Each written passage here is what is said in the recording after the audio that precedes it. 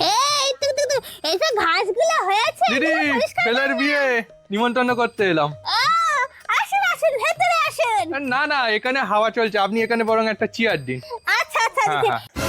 এ বাবা, এটা তেল নেই, কিচ্ছু নেই, কি করে চা করবো? আইডিয়া!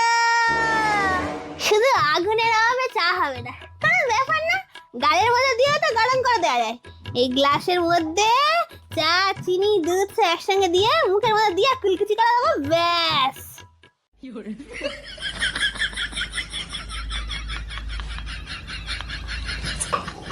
এই তো একদম মোটা চা হয়েছে। দাদা এই নিন চা, এই নিন বিস্কিট। আবার এসব করার কোনো দরকার ছিল নাকি? বাবা বাড়িতে এসছেন, এক কাপ চা